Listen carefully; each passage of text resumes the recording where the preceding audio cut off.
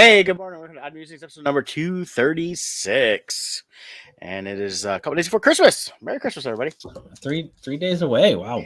I know. Santa Claus starts flying in 2. And we are officially past the shortest day of the year. So what are you going to do with your extra 1 minute of daylight at the end of the day here? Well, if the sun actually comes out like they say it's supposed to, I'm going to enjoy the heck out of it. Yeah, it's actually sunny here. Yeah, it's getting here too. It was a little cloudy this morning. It's like yesterday. It was very cloudy. It was like newsman lied again. They said we're supposed to have sun all week, but it's all changed. We're supposed to get some more rain tomorrow, and still hitting 40s. We're not having a white Christmas for sure here in Michigan, so which is fine with me. So we had some ice last week, and that was enough. Yep, I'm done with winter. We got a 1/4 inch of snow or something. Yeah, it's like watching the reels on some of the Instagram page, and they use like different little songs, and people do things to them. It's been someone took it's beginning to look like Christmas, and it's beginning to look like F this.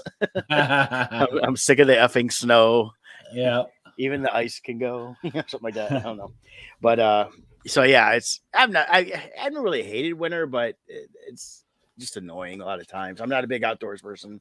So as a kid, I liked it for school days and when they called off and sledding and things like that, but I don't do that anymore. So yeah, and it looks nice when you have freshly fallen snow and stuff. But the reality is, you have to drive in it, shovel it, all that stuff. It's no fun. The risks that come with it.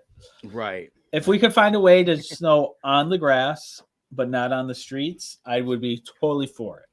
Yeah. I think with all this technology, they get the steep up to where they never freeze and we never have to worry about it, and the snow just melts away. So, well, if we can stop fighting global warming and just allow it to happen, we will be good. There we go. Hey, and I'm running out of aerosol cans, so hey. That's right.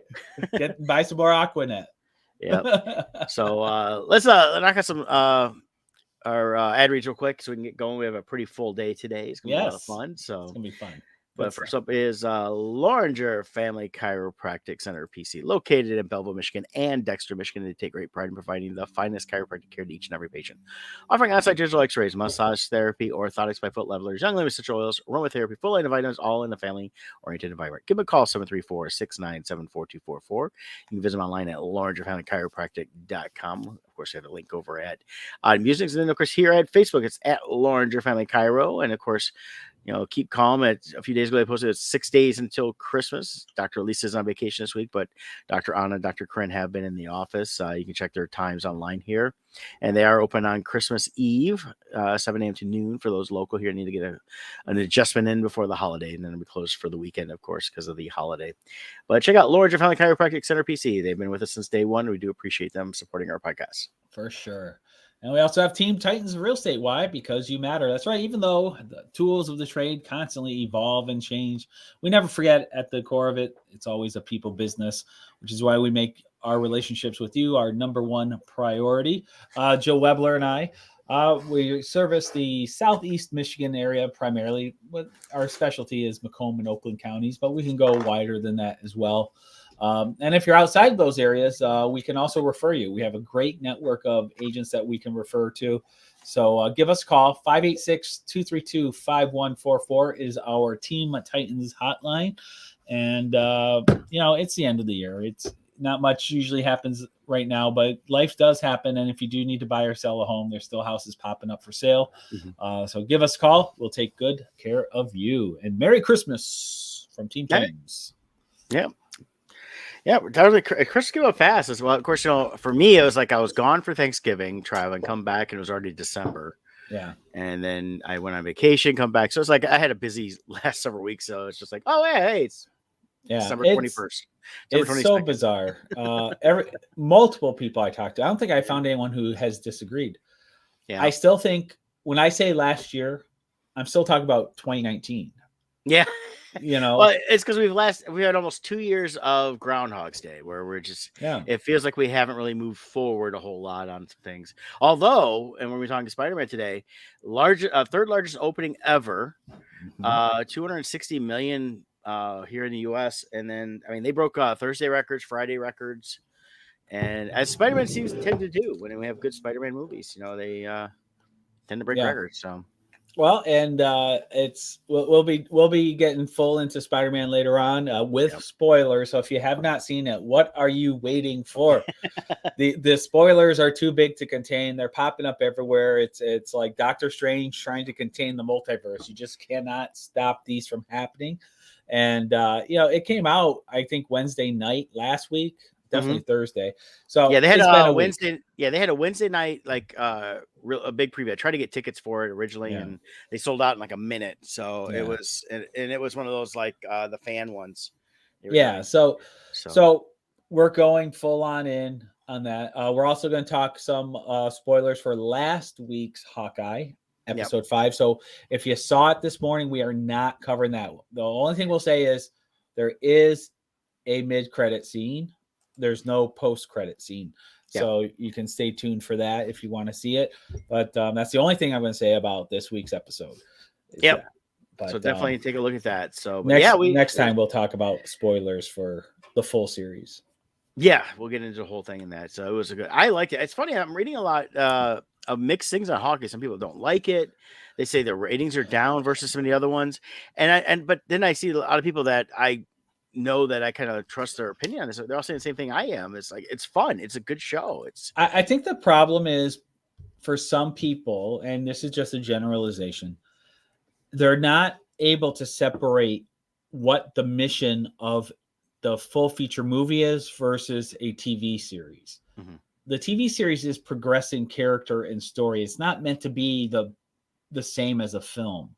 Yeah. And so you don't want to judge it on the same level that you would like Spider-Man and what that delivered. They're two completely different forms of media with different goals.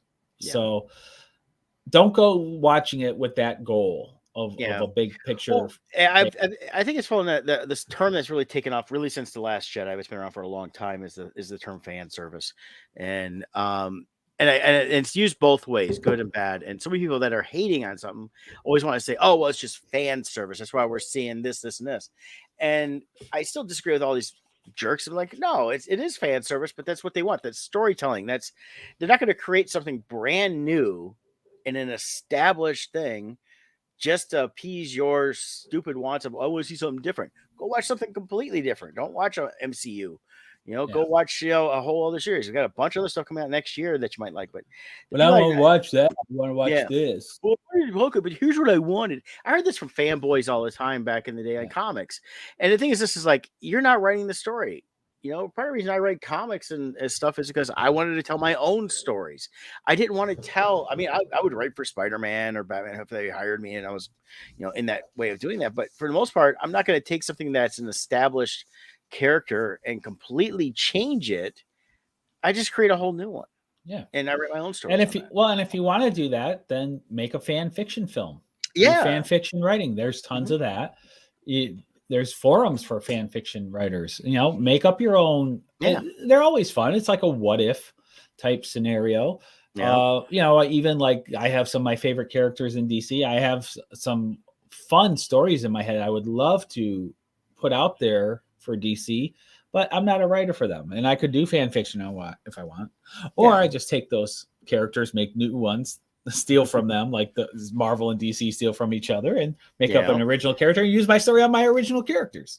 Right. And that's exactly it. So with Hawkeye, to me, I feel like it's been continuing what they're doing on the TV side is setting some basis for stuff that will head into the motion picture side, but will still resonate within the television side. I will say this though, comparing the series to movies, I think Hawkeye having his own series really helped develop that character to a new level. I really like the development they did. And it makes me wish they did a Black Widow series instead of a Black Widow movie, because I think it would have done her more justice. Yes. Than the movie. Well, and the movie itself was an afterthought, and I enjoyed it well enough, but at the same time, it was an afterthought. It was something that they did to give her own movie as she's getting ready to exit the MCU. It set up the Black Widow project within the MCU, so that way they can take Elena, which we've already seen in this Hawkeye series, and we saw at the end of Black Widow being hired to kill Clinton Barton, is tied into, having this whole other thing available. Yeah. Um, I was surprised when I first saw, the end game and Black Widow dies. I was like, oh wait a minute, they're actually killing her. I didn't think they would do that. Yeah. Um, that was one of the big surprises, and just like anything, that's why I try to see these movies right away and not wait, because I know there's all these little surprises that I don't want spoiled. Right. I want to have them happen naturally to where I don't know ahead of time. So, Right. but yeah, but so yeah. with Hawkeye, they've established some great things. So last week's episode, we've had Brett's theory was revealed. Yes. We saw that at the end of the episode.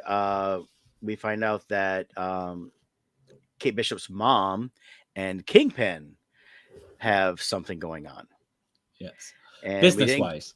Business-wise. They don't get into too much of it. We just find out they have a business relationship. One thing we mentioned last week when you watched through the credits, I love the animated credits they've been doing in this. They're really cool. Yeah. And at the end of the last week's, it was the city, and then Hawkeye and Kate, and then you see the shadow of the Kingpin over the city, which was kind of cool. So, yeah. So they, in doing this, two major things happened this week, and one, well, we'll be talking about it in detail with Spider-Man, but we've had the Kingpin revealed through episode 5 of Hawkeye from the Netflix series.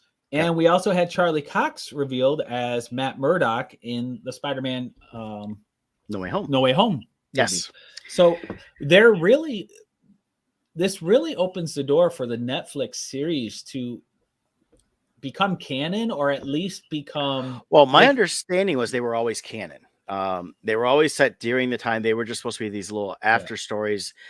This happened away from the action of the MCU movies. Well, my understanding of it is it's much like how the expanded universe was for Star Wars. Mm-hmm. They created the series so it could be canon, and they included parts of the MCU in it, so it always stayed true to the MCU timeline. But Marvel always reserved the right to change it if they ever so deemed. Right, and so I always treated it that way too, and I understood this what they're going at. But so the way they unfolded it, they can keep it all the same. Yeah, they don't have to retell origin stories. No, and actually, what I think what's happened is we've seen that with both Kingpin and Charlie Cox popping up in Spider-Man. Is we have now they've taken mainly the Daredevil series and made it canon. But the thing is, even in those series, especially Daredevil, they were referencing all the stuff that happened from the Avengers movies on. Right. So those have always been, in my opinion, always been canon. Yeah. The reason they were on Netflix was at the time. Disney was not doing their own streaming. They figured, okay, we'll do it. They had a nice contract with Netflix. Yeah. Netflix handled all the Disney Marvel stuff. They were getting all the movies and things like that. And then with the announcement of Disney Plus coming at the end of, which they timed it for the end of the agreement with Netflix, so they could port everything right on over, which is kind of what they've been doing. So the other avenue that Netflix opened up is it gave them a way of giving a little bit more mature, heavy, not like rated X, but definitely it was a higher level of violence. It was a grittier, more real world feel. So having it under the Netflix brand, it gave them a little more power to go a little more extreme. Yes. So it opened up the door for the Punisher, which I thought was great, and I think they're going to bring Berthenol back. They keep proving time and time again the power of Marvel's storytelling and character development, and No Way Home is proving it with, what I'm loving about all this is the fans our voice is being heard. Mm-hmm. Star Wars, they went a certain way. Now it's being fixed with Mandalorian, Book of Boba Fett. And there's more rumors coming out that Favreau's telling Lucasfilm they need to back off the Mandalorian verse and let him run it. Yeah. Well, that, and same with everything else. I mean, anything Kathleen Kennedy touches is broken. They went a little bit that way with Eternals. Mm-hmm. It flopped. Nobody cared about Eternals. And they're trying to blame COVID and all this, but Spider-Man proved no, it's not stopping people from going to movies if they like what's being put out. Right. And that's the whole thing. And the Eternals itself was, I went and saw it and I didn't rush to see it, but man, I just sat through the whole thing. I was like, okay. It was the only thing to me that introduces the fact that we could eventually see Galactus, and they've set up the giant type creatures and that. So other than that, I really didn't care for any of it. let me pull up this real quick because Mhm. since we're talking about the Hawkeye. So here we go. This is about episode 5 here. Mhm. So let's see what we got. See if there's any. One thing I did notice, and this ties into Spider-Man, I was hoping for a crossover event through. I was hoping for some kind of crossover event because Spider-Man is happening at the same time as this. MJ's diner that she's working in the movie has all their Christmas decorations up. Mhm. The movie, you see the Steve Rogers play, the advertisements in the Yep. movie. You see it all throughout this. There were times where he's swinging, you hear Christmas music playing in the background. So it's either happening at the same time or Spider-Man is just happening before it or something. So I just wish they somehow, either through a news report where you see them reveal Spider-Man's identity and Hawkeye's like, oh man, I feel bad for Peter or something, who knows what. But Right. I just wish there was a crossover. That's my only complaint. Mhm. But otherwise, I loved everything. And now I got that the Steve Rogers song, the I can do this. I got that in my head. I can't get it out. But anyways, I Yeah. digress. Yeah, I was just pulling up something about the timing of that, and we'll pull up one thing that's talking about timelines. Like Eternals producer says his film does take place at the same time as Spider-Man: Far From Home, and then Okay. so that's when that one takes place. So, and that's 8 months after Endgame, so it's still prior to this one happening here. Yeah. Let's see here. Hawkeye is supposedly taking place, according to the director Thomas, in the holiday season of 2025, years after the other series, but still close enough to the age of Thanos that his characters are dealing with in-game fallout. Oh, So this could be a year or two later. let's see. Let's see what Spider-Man But is. that's what this article says here.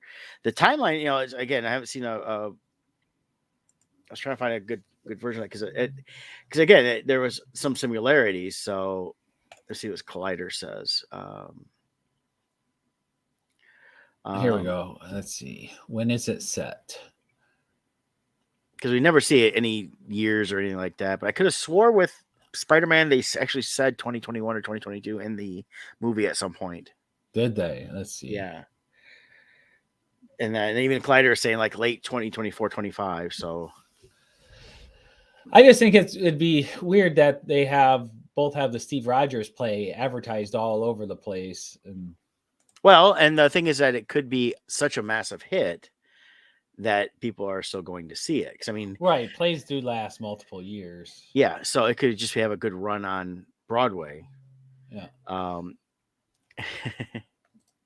And Michelle wanted to know if they were trying to make Spider-Man a Christmas movie. It wasn't necessarily. I didn't feel like it. No, it covered a lot of time though, and actually, I think it's more the ending is the Christmas time.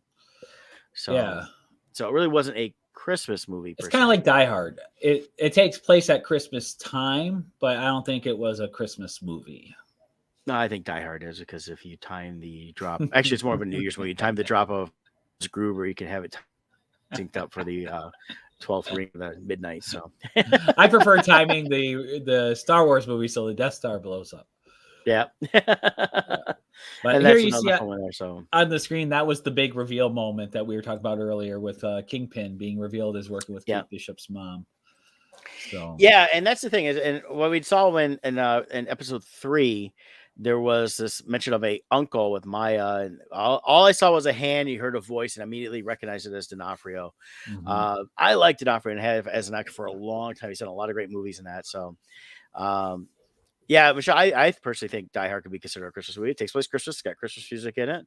There's trees everywhere throughout it, so it just happens to be a heist movie happening at Christmas. I firmly say Harry Potter movie because it's about a man running away from Severus Snape in a tower all day. Yeah, Alan Rickman. Yeah. So I like that theory better. Yep. But so, yeah. So I mean, we've got like so I like the reveal of Kingpin. I was great at that, and last week when I watched the episode and I saw that picture, I was like, I knew it. It's one of those things you just kind of know. And I love that they were going that direction because, Mhm. Kingpin, it was such an integral part of the New York landscape within the Netflix Marvel series, but he's always been weaved in and out of the Marvel comics. He's not just a Spider-Man character, not just a Daredevil character. He's Right. he's not just a part. He's been all through. He is truly, Marvel's Lex Luthor, where he can pop up anywhere. Yeah. But unlike Lex Luthor, which is almost exclusively Superman, Kingpin really kind of has his hand over everything. They really made him truly Yeah. a Godfather mobster. Yeah, he's So it's New York. It's yeah. everything that happens in New York. He has his hands in. And the other thing I'm loving about this, and I think Spider-Man really opens the door for this, which is why I think it's so appropriate that it's such a key part. Kingpin was a major villain in the Spider-Man universe and the different storylines. But in working with Sony, it's the Spider-Man franchise that really got them to see this is about quality and success than what studio has what. And Right. in creating that, they saw the power. Sony too now is a firm believer of this crossover stuff with Marvel. And I think it also opened the door for Marvel to say, you know what? The fans liked Charlie Cox's Daredevil. They liked D'Onofrio as Kingpin. Yep. Let's keep it. I really think that's where this is all going, because they're seeing the power behind fan service. In other words, doing it right.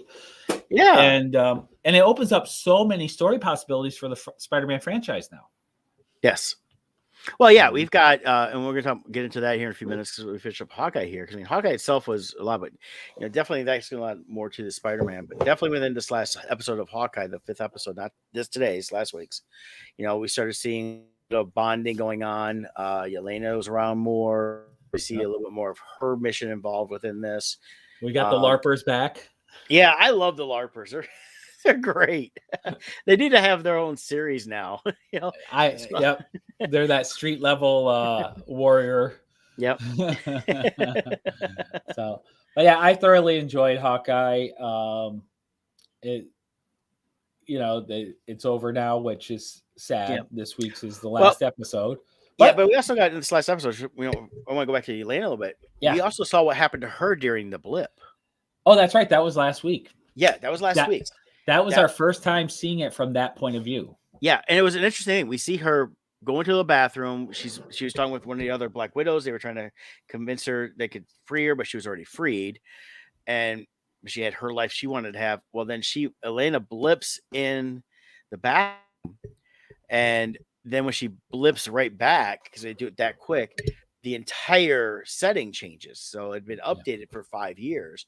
And she walks out. There's her other friend that she knew, and then her friend's married, and there's a child there. I mean, it's a whole different world for her on this. And that kind of tied into what happened to her at the end of Black Widow, when she goes to find her sister, finds her sister's dead. And then, of course, we see Julia Louis-Dreyfus's character show up at that point to instruct her to go kill Clint, who was the one that did it. But, it's funny, is like, I can't get into today's episode of Hawkeye. I'll give too much away, so we'll get into that next week. But I think you know where I'm going with that, Scott. Yeah. But it was definitely, I like that they set up for Elena here. What's going on here? I've really enjoyed her character on this series here. I think we're definitely going to see more of her popping up here and there. And I kind of am thinking, based on a few things, that we could see her in the next season of Hawkeye if they go that route. Yep. So, because they're setting some things up with her in this 5th episode that I like, because she was having a good banter with Kate Bishop. They're around the same age, technically. So, yeah. So, do you know off the top of your head what the next Disney Plus series is for Marvel? I wanted to say Moon Knight, but oh, that's right, that's coming up, and that's sounding good from what I'm just reading. Yeah, that's actually, they're hinting it's gonna be a very they're not holding back. And I think the original thought of Disney Plus of being, we're gonna try to keep it more family friendly, is they're not gonna hold back too much. I don't think we're gonna see the the sex and nudity like we saw in the Netflix movies, but violence wise, we're going to see a little bit more of that. So I think it's going to be very on par with the Daredevil series and Punisher series for Netflix. That's my prediction. Yeah, I think that's what we're going to see. So it's going to be interesting that we got I mean, there's a bunch of them in the works, for this whole next year. We've got the She-Hulk. So let me see here if I got a list. Oh, here yeah. that shows. Oh, here we go. Miss Marvel. Yeah, Ms. Marvel's coming up. That should be that. They originally had it late 2021. So that from this article. So that obviously got pushed back. Yeah. The She-Hulk series. Yeah, next Moon year we've Knight. got Secret Invasion. Secret Invasion. And then it's leading up towards eventually getting to Ironheart and Armor Wars, which I think is still 2 years away. And don't forget about Groot. Yep, got that. Groot. Yeah, I Am Groot animated series. And then of course next Christmas we get a brand new holiday special, Guardians of the Galaxy holiday special. Yeah. So and then movie wise we've got in this MCU stuff, we've got Doctor Strange is next, but prior to that, we've got Morbius, the Living Vampire, coming out, which is part of the Sony verse of movies. Yeah, so we'll get into that too, because I don't understand how it fits, because it's the Sony stuff. But I think it's tying into Blade. I think it's still just building up the universe that Venom is in. Right, except in the trailer, you clearly see Michael Keaton's Vulture in the trailer, which is MCU. Yeah. And so it just... Yeah, that's interesting how they tied in. But again, same thing is they could still have him, Vulture, from that universe. It just never became the Vulture we know of.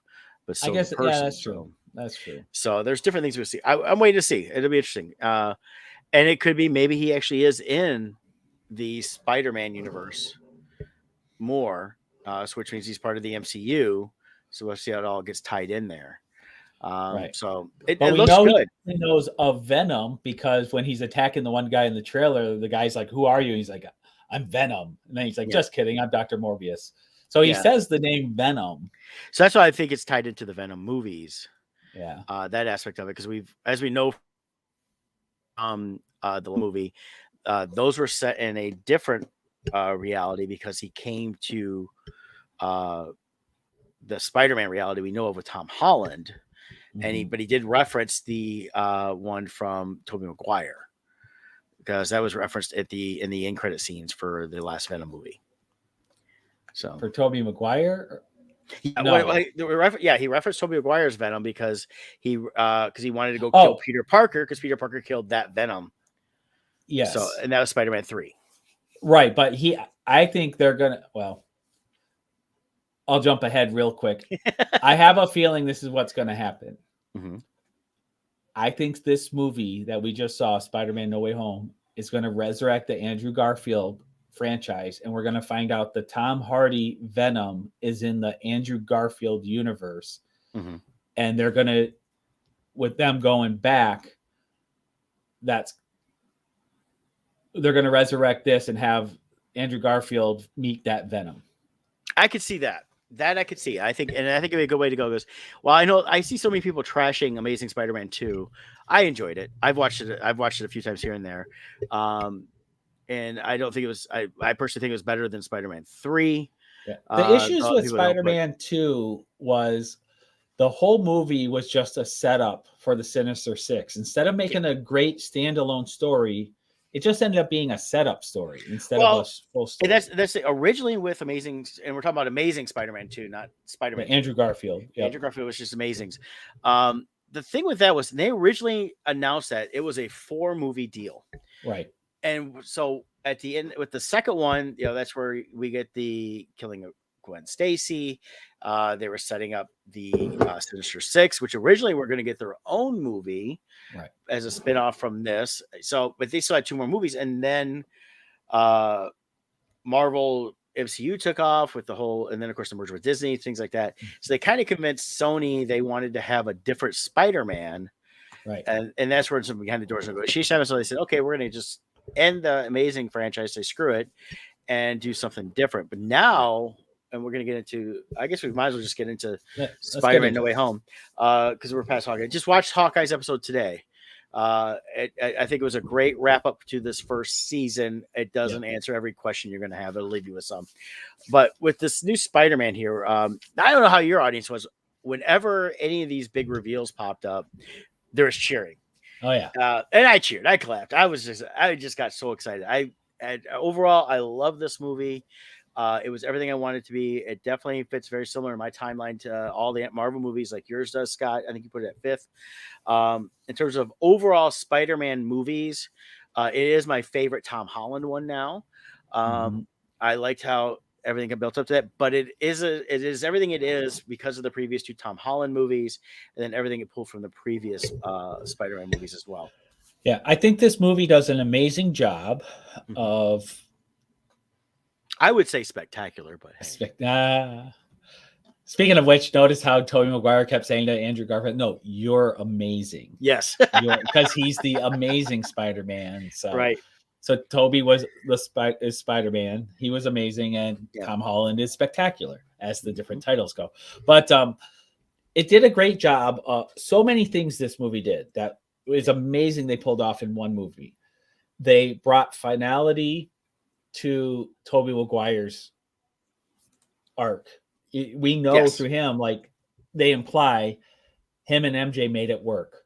They figured out a way to grow as a family and make it work. Now they didn't get into details, but he says, we found a way.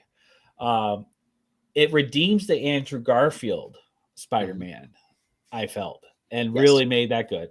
They even addressed the whole thing. And he's like, I'm lame compared to you guys. He's like, I fought a guy in a stupid rhino suit, and acknowledging what the fans feel. Well, acknowledge a lot of things. I mean, we even down to the basics of webs. You got Tom Holland, Andrew Garfield. Their Spider-Man basically have to make their own webs. Yeah. Tom's is better than Andrew's, and then they find out that Tobey just makes it. And of course, I love Tom. I was like, does it come out anywhere else? Which is questions people have asked in memes and other things. Like, well, it comes out of a spider's butt, so I thought that was hilarious because in real life, there would be curiosity, like, well, what's our differences? What can you do that I can't do? Yeah. So I thought those small conversations were really added to it. But so it did all this, but it also set up a potential future for Andrew Garfield's Spider-Man, but it also wrapped up the whole the flaws of the Tom Holland Spider-Man is that he relies too much on Tony Stark. Yes. All of that is stripped away now. And from the beginning, it takes place right away after this last Spider-Man where, okay, he's been revealed. Everybody knows who he is. He basically gets arrested. His family gets arrested. His friends, they're, of course, MJ's like, don't say anything. I want a lawyer. She's street smarts on that. Ned's kind of just like, oh, well, yeah, I was best friend. And here's everything, and stuff like that. And then, and the whole thing with how they went about the fact that he is Spider-Man. And it's one of those things they didn't address too much of what he did good. It was all about killing Mysterio, which, he's, in fact denies that, no, those were Stark's robots that he controlled that I, stopped him with. And what's interesting to me is this is the third movie for Holland, but in a way, this became the origin story because of Aunt May. Well, all of the things that happened around that. Yeah, we got a whole thing. I mean, you got to think when we first see Spider-Man, Tom Holland, it's with Civil War, Avengers or Captain America Civil War. He gets introduced. We didn't get how he got bit, stuff like that. He talks about it in this movie a little bit, since I got bit, but he didn't get it to the whole thing. We always knew from that, as well as the first Spider-Man Homecoming, it's just Aunt May. They didn't have a Uncle Ben involved in this, and Aunt May was significantly younger than the previous Aunt Mays, even in the comics. Aunt May was always more like a great Aunt May. She would be like a grandmother age. No, we get Marissa Tomei in these. And I love Marissa Tomei in this, but we get the hot Aunt May. So who likes okay. Flings. Yeah. We find out. It's a fling. We flung. Yeah. broke Happy's heart. Poor Happy. But so we got all that, but we're also seeing the relationship at the beginning of this film with MJ and Peter. Yeah. and what happens there. In fact, everybody now knows. Of course, walking through school, everybody knows. You got the Flash Thompson character is still a douche, and so he actually writes a book on Called how being, Flashpoint. yeah, called the best friend of Spider-Man, which he never was, Yeah. and But the Flashpoint title is yeah, actually a reference to the DC universe because Flashpoint was a major storyline for the Flash. yeah, and that was also a time-changing reference. It was a nice little foreshadowing Easter egg. Mm-hmm. And that stuff. But yeah, so we got, I mean, the basis of the stories is, everybody knows, and we know this from the trailer. And as we're moving forward, I mean, I like that they handle the fact that we spent quite a bit of time of them just living their lives, trying to deal with the fact that, everybody knows Peter Parker is Spider-Man. They basically are in hiding at Happy's apartment. They're trying to have a normal life and they just can't. Right. And anytime anything happens, here come the phones. Everybody's gonna video them. It's just like everything in the real world here. There's a cop doing something. Better video them real quick. Something might happen. And So you mentioned the time changing aspect thing. So Peter goes to Doctor Strange because he wants Doctor Strange to fix everything. Now he makes it clear he no longer has the time stone. Yep. And he comes up with this spell, but they also stress very clearly the spell does not change time. It's just an amnesia spell. Yeah. So, and in casting this, Peter, by over talking and trying to change the criteria, breaks the spell. And instead of it making everyone forget, it makes it every single person who ever knew Peter Parker comes into this universe, even from other universes. Yeah. Now, I think there's a key part here because Doctor Strange says that shouldn't have been possible. Yeah. I think what's happening simultaneously as he's casting the spell is the Loki series. Yes. Where all the timelines are splintering and merging. Yeah. And so I think that's what changed the spell too.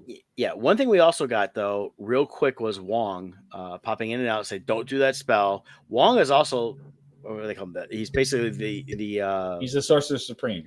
Yeah, Sorcerer Supreme, yeah.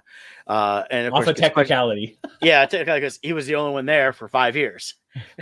He was technically 5 years older now, so he got it. So we find out that. But yeah, and this isn't a new spell. This is an existing spell that Strange is using. Mm-hmm. And as again, and we see the splinter. When that happens, we start seeing the splinter happen. It's a lot of the same stuff from the Loki series. You see the way that's sprung out right away. I was like, oh, right there, that's that timeline crack that we saw in Loki and everything else. So I think that's exactly what happened. The Loki series set up that capability for us to see within the Spider-Man movie and coming forward with the Doctor Strange multiverse of madness. Yeah. So I mean, that's all that was set up there. So when all this goes down, and the spell gets cast, because he's trying to keep. Oh, I want a few people to remember, but then, like I said, that's when we start seeing everybody. And I like the fact that right away, I was like, he's trying to get into MIT, so he goes to track down the person using his spider powers, and right away here we got Doc Ock. I mean, they start throwing everything right at you. Here comes this villain. Here comes that. Get Green Goblin next coming at you and stuff like that. So. And then that's where the story really took the turn I wasn't expecting, was as they went to Doctor Strange, they started capturing them. I was like, okay, that's expected. Then you've got Tom Holland learning from Aunt May what the other Spider-Man we find always learn from Uncle Ben, with great power comes great responsibility, and he wants to actually rehab all these villains. Yeah, so each of these villains are plucked from their timelines and universes, like just at the moment they're about to die. Mm-hmm. So the moment they're being defeated in the movies we know them from, like for instance, Doc Ock, Peter ends up breaking the chip and he gets control of himself, and then he ends up sacrificing himself. But he's plucked just before that moment. So he's still evil Doc Ock, controlled by his arms, and so all of them are plucked from these specific moments. Now, here's what's interesting as far as the time-changing component is Doctor Strange casts the forgetting spell at the very end. And it won't change time for Peter, but Tom Holland's Peter. But all these people, when they get sent back, they're now fixed. So the timelines in those universes are changed. Yes. So Andrew Garfield's universe, Gwen Stacy might not have died. Right. So they can bring her back now if they go the route of bringing him back, and they could produce the Spider-Gwen that everyone wants with with Emma Stone being Spider-Gwen. And Like, she has expressed wanting to do that. right. The Tobey Maguire Spider-Man. The Green Goblin didn't die now. Yeah. He's going to go back fixed. So what changes is that going to do to his timeline? So yeah, and that goes back to Spider-Man, the first movie, because he died in the first movie. Now, of course, Willem Dafoe was just brilliant in this movie. He was just fantastic. What I liked he did was he smashed the mask, which was always the source of him hearing the voice, so it was always internal. And the thing they didn't acknowledge, but based on looks, when he came, it was still there. When it fully took over him again, his look was more Hobgoblin than Goblin. So if we were to see something going forward with even a Tobey Maguire Spider-Man, could we see him as the Hobgoblin? Because that was the thing that we speculated with Spider-Man 3, with Tobey Maguire was, we're going to have, are we going to have the Hobgoblin, or are we going to have what? Now, and then they decided to go with the Harry Osborn character, just basically being a new version of the Goblin. And that's what really sucked. So.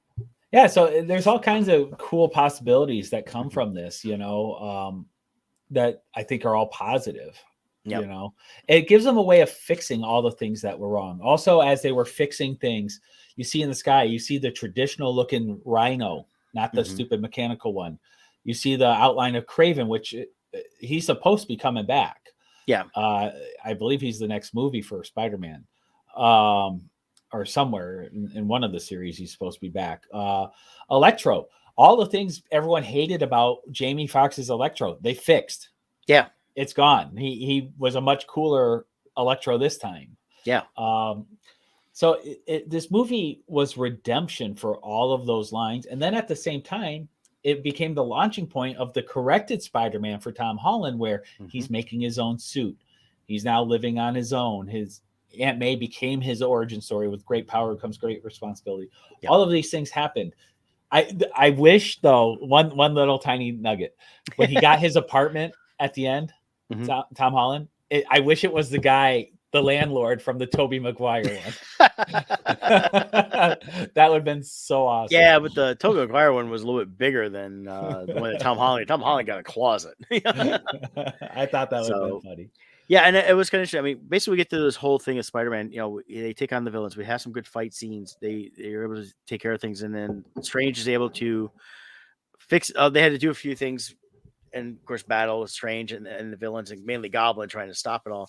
And when they finally did, we saw the timeline breaking, like Scott was talking about, and see these people coming. They basically was bringing forward everything. They were able to cast a spell and wiped everybody's memory. I mean, Tom had a nice Holland MJ, who we find out is not Mary Jane. She is Michelle Jones Watson. Right. So she is a different, in fact, Mary Jane, which is fine because this is a different Spider-Man universe from the other ones. Well, here's what also is good about it. Like some people might be like, well, why wouldn't they look exactly the same? Why do they look different? Well, if you're in a multiverse, not only could that character make choices, but their past lineage. Different people might have chose to marry different people at different times and different points in life. And your genetic code would probably be slightly different over time. As your family line makes more and more free will choices of different things, that's going to affect who you are. Your great, great, great grandparent might be different than that one, which means you have different DNA, which means you would look different. Yeah. So it totally works having completely different actors playing the same character.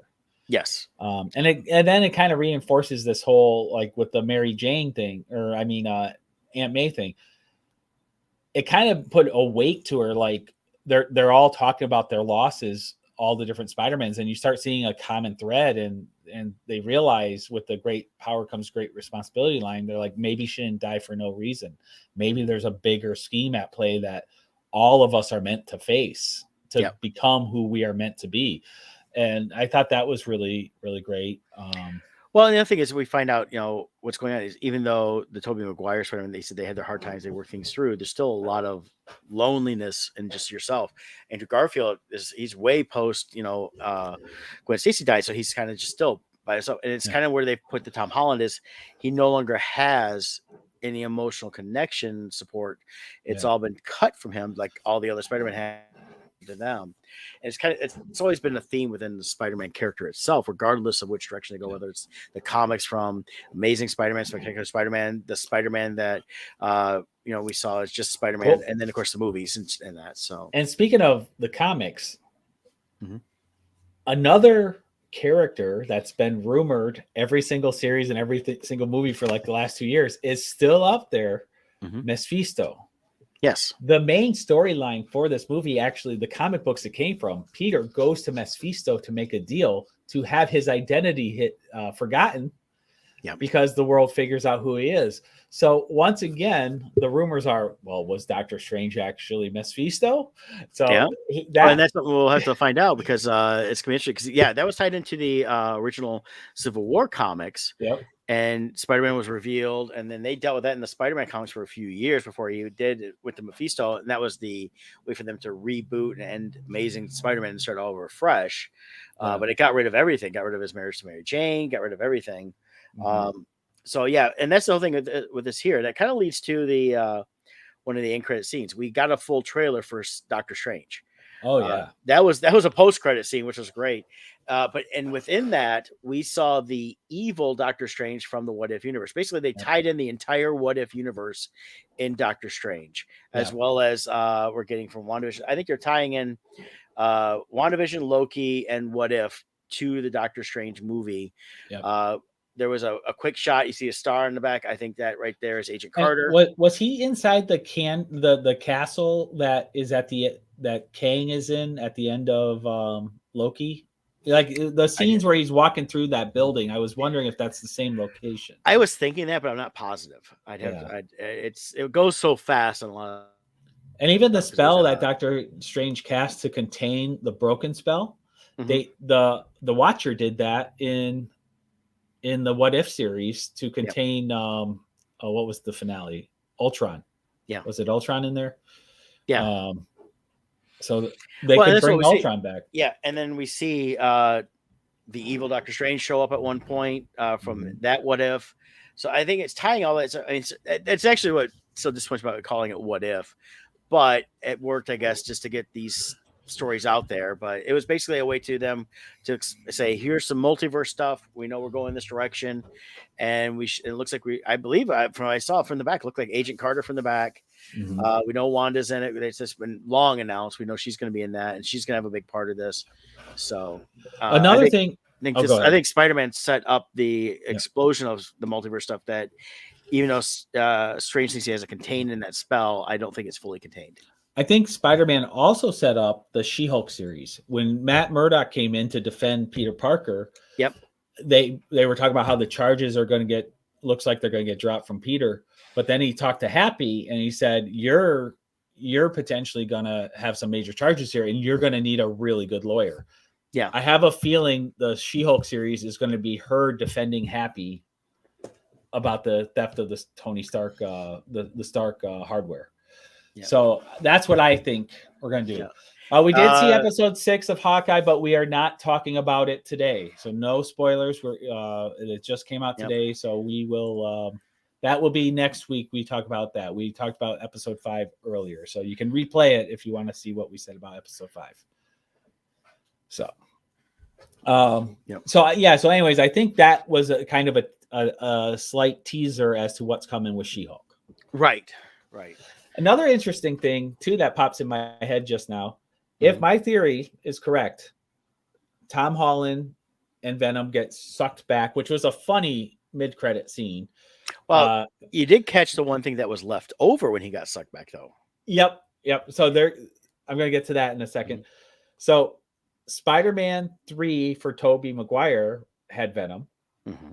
If my theory about Andrew Garfield's is correct, his third Spider-Man will have Venom. Mm-hmm. And then this was the third Tom Holland movie, and we had Venom. Yeah. Well, he appears in the third one each time. And the credit with Venom was hilarious. It was directly from the Venom movie. It was hilarious. I loved it. It was a great way to do it. He gets sucked back. So he does nothing in this universe. He gets sucked back. But he spent the entire time drinking, getting drunk, and being amazed that there are these superpowered people everywhere. Yeah, learning about the Avengers. But they left a little bit of the symbiote behind.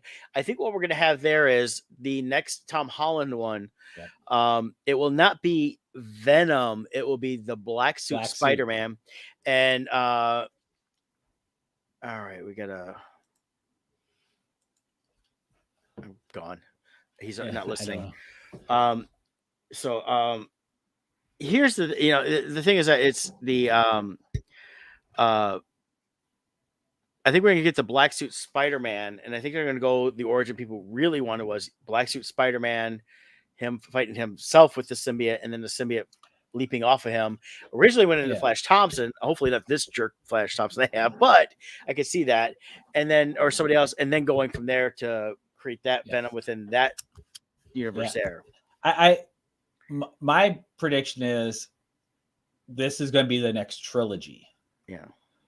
The next episode is Black Suit Spider-Man. Mhm. Then it becomes a dark episode where he's being taken over. Yep. Then the third episode of the trilogy is him breaking free. So that's my prediction. Tom Holland's contract is officially done now. Yeah. All over the place, Tom Holland is talking about dropping hints of, well, I might not want to act anymore. Maybe someone else should be Spider-Man. I want to start a family. I think it's pure contract positioning. I think he's trying to position himself as, I don't need you guys. I don't really want this, to maximize his next contract. I don't think he's going to walk away from this. He was pretty much mentored by Tony Stark himself in real life, Robert Downey Jr. So I think he can see like, hey, this is my gravy train for the rest of my life.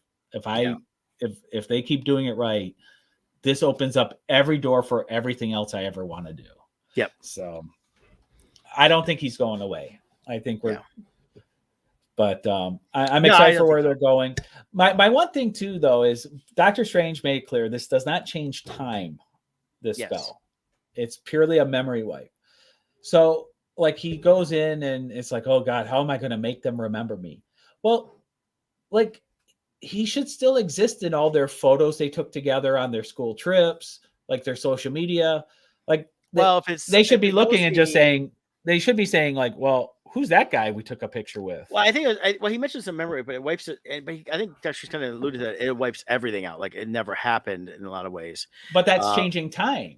Well, it is changing memories. But I think it's similar to the Harry Potter with Hermione wipes her parents, but she's also able to wipe out the photos and that.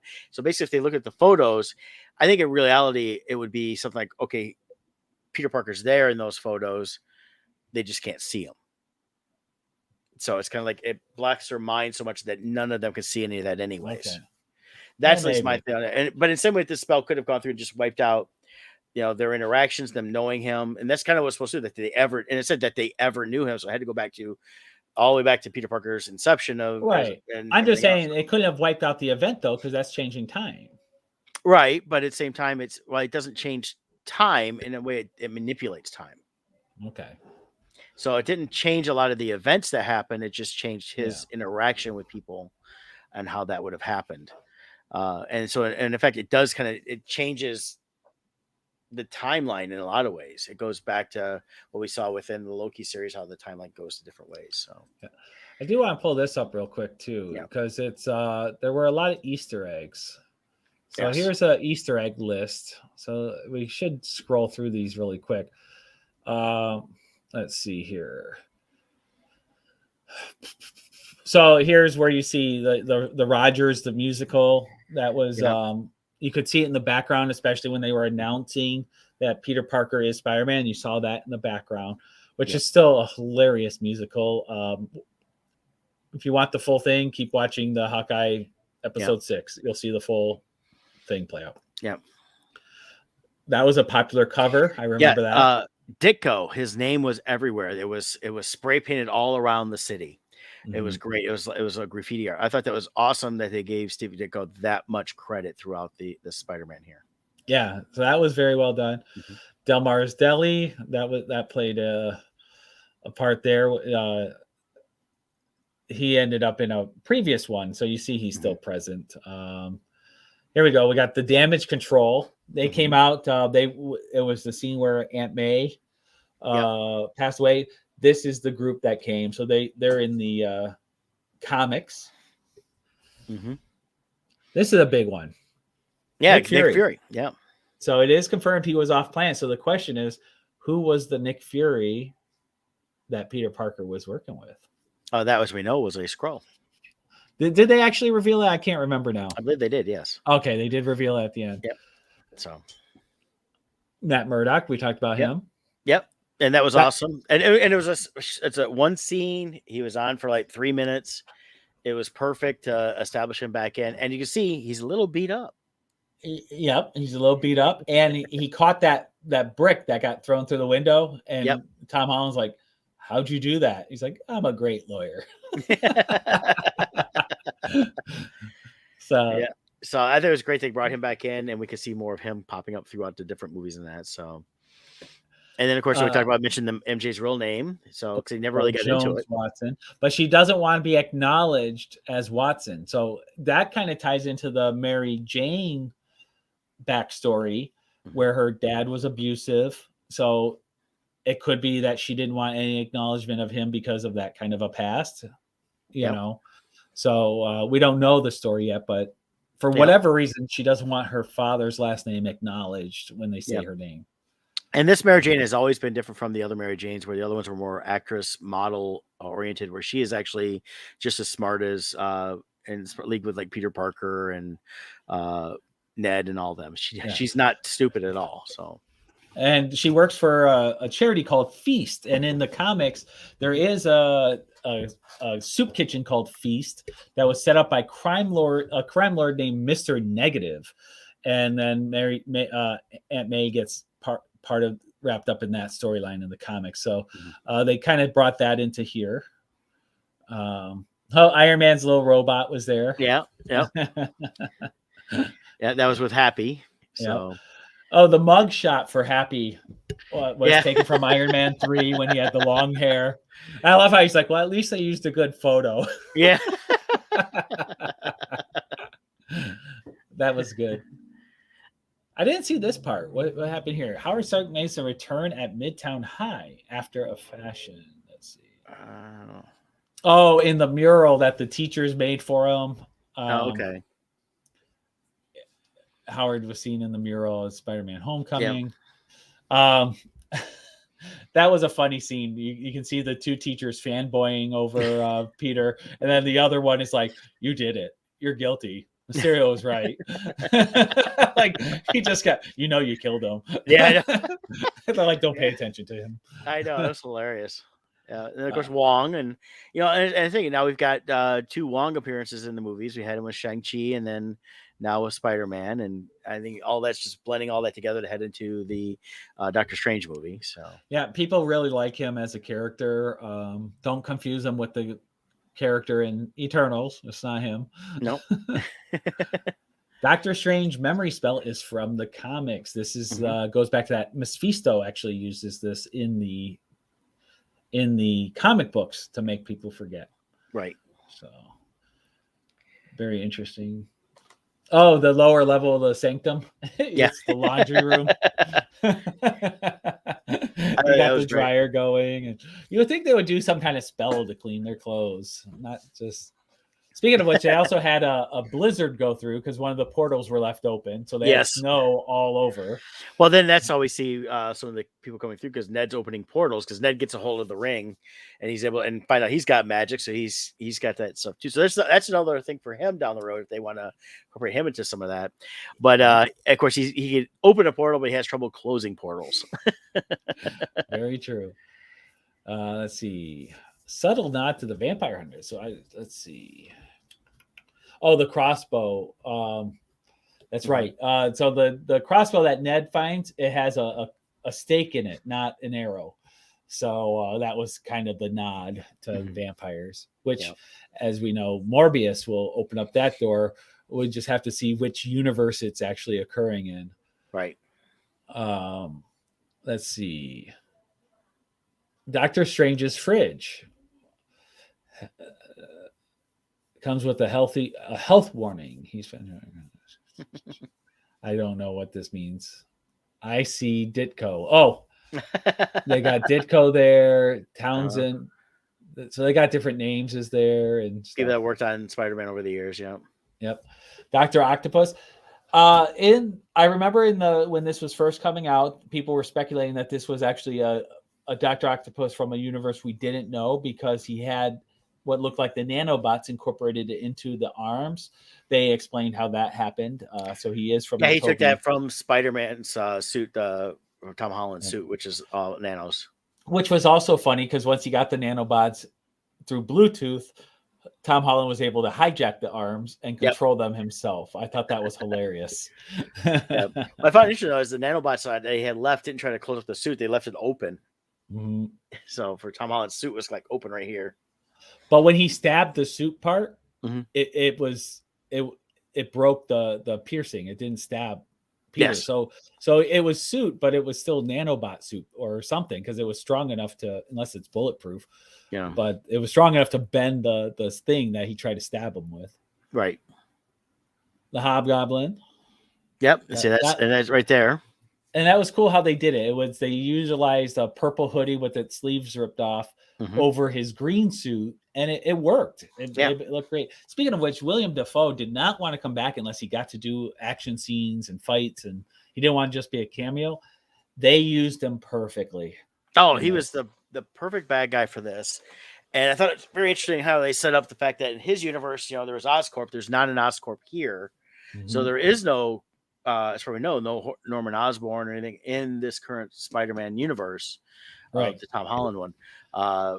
That's, of course, they tied it more into having Tony Stark in that versus Oscorp. So let's see here. Oscorp doesn't exist, but does Norman Osborn? Let's see. Norman Osborn is shaken to discover he is now in a universe where Oscorp doesn't exist and where his house is owned by someone else. Sony published a fake Daily Bugle issue ahead of Spider-Man No Way Home release, and it added context to the scene. Jonah Jameson published a rumor which former CEO showed up uninvited to the party. Green with envy. Onlookers say he flew off the handle when he wasn't on the list. So it could be that in the MCU, Norman Osborn is a failed industrialist. So who knows? Yeah, and that could be something they could tie in later on if they wanted to and go that route. Yeah. With everything they're doing there. So this was a great scene. Yes, I love that one too. That was fun. I loved how the spider senses were able to control the body, even though Tom Holland was outside of the body. Yeah. Dr. Strange is trying to grab that box and he's like, this shouldn't be possible. And it's just, he's moving it all back and forth. Yeah. Let's see. What's this one? So this was an that's from the very first Spider-Man movie. She was she moved out of town, I believe, at the end. Yeah. Actually, wasn't that was that the Vulture's daughter? I think her father. I think Vulture. so. Yeah. Yeah. Okay. The mirror dimension. That the first time I saw it twice this last weekend. The first one was 3D. The Doctor Strange scenes in the mirror dimension are always so amazing in 3D. Yeah, I haven't seen it in 3D yet, so I want to see it. I want to see it in IMAX actually. Yeah, it was good. It was the 3D was great. So that was nice. The great power comes with great responsibility. We talked about that. Aunt May's death is reminiscent of One More Day in the comics. That ties into the Mephisto storyline. Yeah, which is essentially what they were doing here was their version of that. I mean, the thing is that they couldn't do exactly like the comics. People complain about that because they don't have 30 years of setting that up.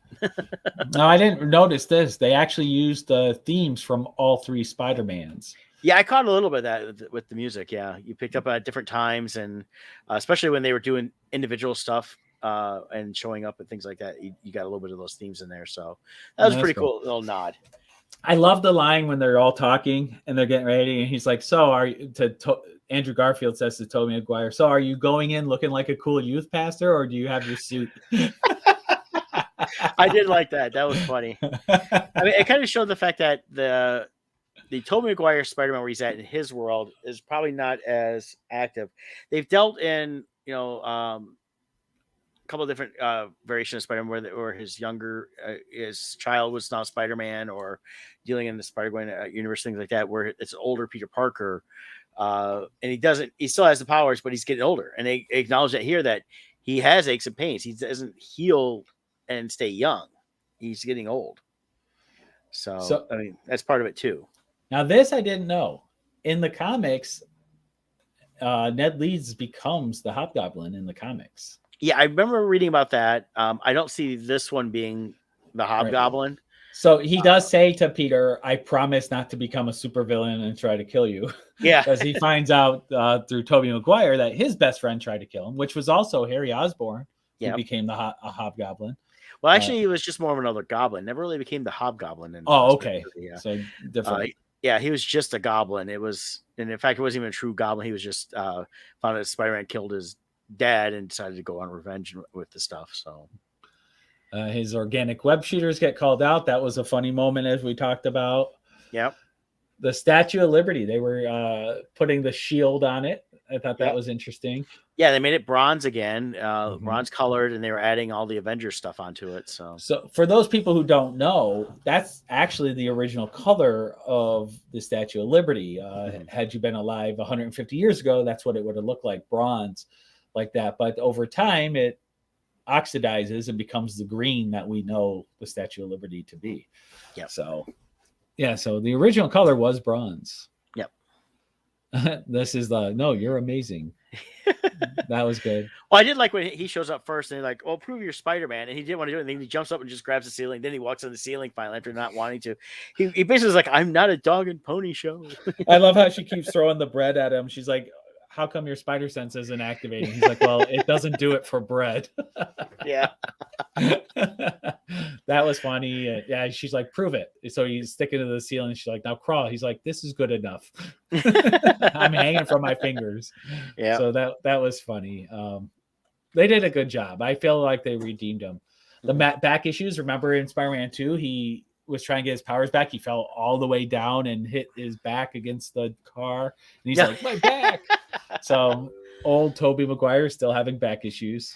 And Andrew Garfield helped fix it. Yep. Here, cross your arms like this. This was a great scene here. It gave Andrew Garfield's Spider-Man a little redemption when he couldn't save Gwen Stacy. Yeah. So in the comics, Gwen Stacy falls. When he goes to save her, he shoots the web down, grabs her, but in the process, because she stops so suddenly, she breaks her back and dies. In the movies, very similar thing happens. He uses his web. So now this is his moment of redemption as Peter's MJ, Tom Holland's MJ, is falling. He dives for her instead of shooting the webs because he learned from experience that that's not a good way to catch people. Right. And he saves her. And they did such a great job with the emotion in that scene, the feeling of redemption overcoming Andrew Garfield. I thought it was a great moment. Yeah. No, I loved it. I liked, again, with all the Spider-Man, they were doing everything they could to redeem from the previous movies some things they couldn't fulfill or didn't fulfill properly in some ways.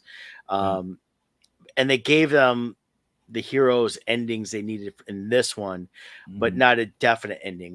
We definitely should see more. I would like to see more of Andrew Garfield if they're willing to go that route and he's wanting to do it, because they did a good job of him kept saying, "I'm not in it. I'm not. I didn't do nothing. I'm not around. I don't know what y'all talking about." And then here he comes. Yep. And I knew he was in it. It was like, oh, there's the whole Shakespeare thing. They protest too much. Right. Yeah, and he's under contract to say no. So at some point, it just becomes ridiculous. Yeah. And he's like, "I'm sorry, fans are." He did his best. He's like, "Fans are going to be so disappointed because they're really expecting you there, and that's Photoshop." And Yep. Almost killed by his own glider again, but Tobey Maguire Spider-Man saves him. Actually, is rewarded with a stab in the back. They mentioned the Miles Morales, so that's always a ultimate universe story. That's why is there a black Spider-Man? They make fun of the Rhino. That's the worst Rhino ever. Oh, yeah, that was just so dumb. Yep. So, they it did remind me of the video game, the way he was swinging, but that's it. So those are the Easter eggs. Yep. It was cool. It was such great stuff. I recommend, if you haven't seen it, I know you listen to this whole thing, we get a lot of spoilers. It's still worth seeing with the reveals. I definitely want to go see it again. I'm gonna try to see it in IMAX if I can, because IMAX actually has more picture, they said. So same thing with the IMAX on the Disney Plus. It actually is more picture versus what those movies were in just the 4K version. So I kind of said it'd be more top and bottom, so just kind of make it a bigger picture, wider picture than that. So I'm excited about that. So, but yeah, I enjoyed that a lot. Next week we're going to talk Hawkeye, the entire series. So get caught up And on that. we won't talk spoilers, but Mhm. next week, Wednesday, start of Book of Boba Fett. Yes. Some rumors. I can share a rumor, right? Well, it's a rumor. We don't know if it's It's true. Go not a ahead. spoiler. It's a rumor. The rumor is the major bad guy is going to be Daenerys from Game of Thrones. She was in Solo, Solo's girlfriend. Oh, that'd be great if they're going to tie I'm that. blanking on her. Because I mean, there's still talk of them going with a Solo series. Solo's getting an actual new comic book series. But if they bring her in from the Crimson Dawn, and her, I'm sorry, go ahead. No, go ahead. Her right-hand man is rumored to be Cad Bane, which is a huge villain from the animated series. Yeah, they've been talking about bringing him live action for a while now, and that'd be awesome. So if we can get a Boba versus Cad Bane, people will love it. Per the deleted scene in the Clone Wars series, Cad Bane was the one responsible for the dent in the helmet of Boba Fett. They had a face-off, and so we'll see. I think that would be great to see. I'm looking forward to next week. Yeah, we got next week's Book of Boba, Matrix. I'm actually almost finished watching the Matrix movie. I got it here on HBO Max. So the new one. Yes. How are you liking? Because I've read negative so far. It's okay. It's worth watching on HBO Max. It might be worth watching visually at the theater. It's not horrible. It's kind of doing what I thought it would do, but I got another like 45 minutes to go. So okay. Because it's about 2 hours and about 2.5 hours. So okay. I decided on it. I was like, I'll just start it. I was contemplating going to see it or not, but at the same time, like there's a lot of movies coming out now. I want to go see. So Matrix is on HBO Max. Yes, launched today. Okay, so if you got a chance to watch that, I'll give I might watch it there. I think I'd rather see Spider-Man again in the theater than Matrix, based on the reviews I'm reading. That's what I thought too. My time, at the theater is harder to schedule versus being home, right? And that stuff because I'll be working tomorrow and mostly Friday, and then we're at Christmas, and I'm cooking for Christmas, so I'll be busy all weekend with the Christmas stuff, and then back to work next week, getting ready to end the year. Finally, 2021. Although it feels like we just should be ending 2019. I know. It's so bizarre. The whole thing is. So, but hey, all right. Appreciate everybody joining in. Again, if you guys are listening while we're live, if we're not talking about a certain topic, we will block you because we don't want to reveal spoilers for stuff that we're not. No spoilers. So, see y'all next time.